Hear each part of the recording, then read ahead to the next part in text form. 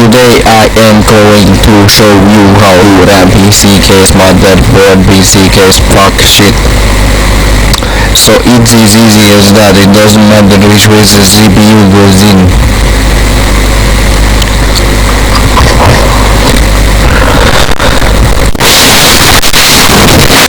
Yes, just put it in the RAM.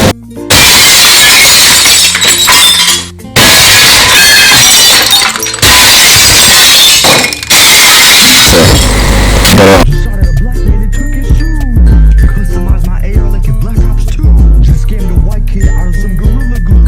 I don't want Step 3. Put on your CPU. Close it.